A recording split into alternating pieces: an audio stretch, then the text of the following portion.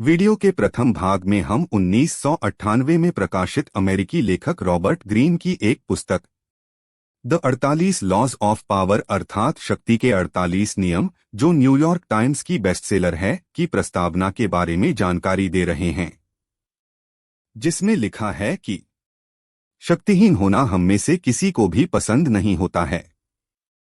असहाय या अशक्त होने पर हम दुखी हो जाते हैं। कोई भी अपनी शक्ति घटाना नहीं चाहता है, सभी अपनी शक्ति बढ़ाना चाहते हैं। बहरहाल, लोगों को यह नहीं लगना चाहिए कि हम शक्ति के भूखे हैं। शक्ति पाने के हमारे दावपेंच किसी को नजर नहीं आने चाहिए। हमें हमेशा न्यायपूर्ण और नेक दिखना चाहिए। इसीलिए हमें शक्ति पाने के सूक्ष्म दावपेंचों की जरूरत होती है। सफलता का सूत्र यह है कि चालाक होने के बावजूद हम नेक और प्रजातांत्रिक दिखें। सतत छलकपट का यह खेल शक्ति के उसी खेल की तरह है जो पुराने जमाने के सामंती दरबारों में खेला जाता था। पूरे इतिहास में शक्तिशाली व्यक्ति महाराजा, महारानी या सम्राट के चारों तरफ हमेशा एक दरबार लगा रहता था। दरबारी अपने स्वामी के निकट आने की कोशिश तो करते थे, लेकिन वे जानते थे कि अगर वे खुलकर चापलूसी करेंगे या शक्ति पाने की कोशिश करेंगे तो बाकी दरबारियों का ध्यान उनकी तरफ चला जाएगा और वे उनके इरादों को नाकामयाब कर देंगे। यही वजह थी कि वे सूक्ष्म तरीकों से अपने स्वामी का दिल जीतने की कोशिश करते थे।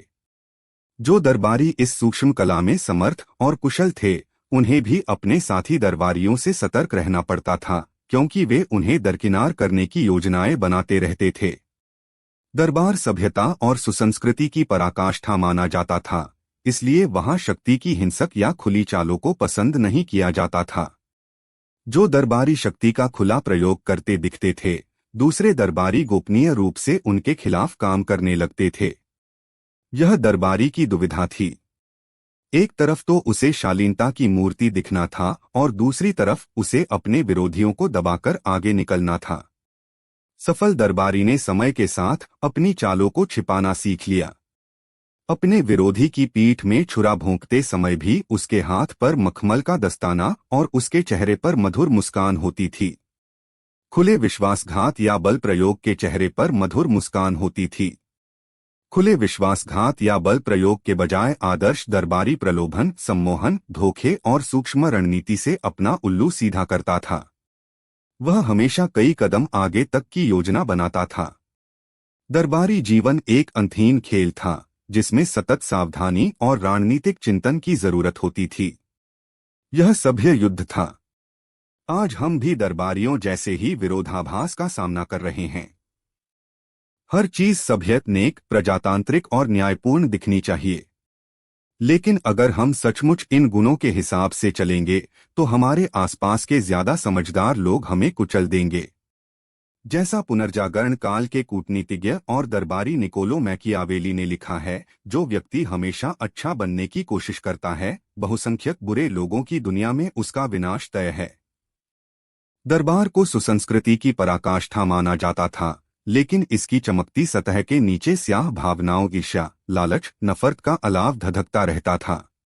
आज हमारी दुनिया भी खुद को न्याय और सभ्यता की पराकाष्ठा मानती है, लेकिन वही निकृष्ट भावनाएं हमारे अंदर अब भी घुमड़ती हैं। खेल वही है। बाहर से तो आपको अच्छा दिखना होगा, लेकिन अंदर से आपको समझदारी सीखनी होगी और वही करना होगा जिसकी सलाह नेपोलियन ने दी थी, अपने लोहे के हाथ को मखमल के दस्ताने के भीतर रखें। अगर पुराने जमाने के दरबारी की तरह आप भी अप्रत्यक्ष और सूक्ष्म कलाओं में महारत हासिल कर सकें, अगर आप प्रलोभन, सम्मोहन, धोखे और चतुर योजनाओं से अपने विरोधियों को दबाना सीख सकें, तो आप शक्ति की ऊंचाइयों पर पहुंच जाएंगे। आप दूसरे लोगों को अपनी मर्जी से चलाएंगे, लेकिन उन्हें इसका एहसास तक नहीं होगा। और अगर उन्हें यह एहसास ही नहीं होगा, तो वे आपसे द्वेष नहीं रखेंगे या आपका विरोध नहीं करेंगे। शक्ति के 48 नियम को अप्रत्यक्ष कलाओं की मार्गदर्शिका समझें। इस पुस्तक को पढ़ने के बाद आप शक्ति और इसकी कुंजी को समझ जाएंगे तथा यह सीख लेंगे कि नेक छवि बनाकर स्वार्थ सिद्धि कैसे की जा सकती है। अगर आप इन सिद्धांतों पर अमल करते हैं तो आप आधुनिक दुनिया में काफी सफल हो सकते हैं।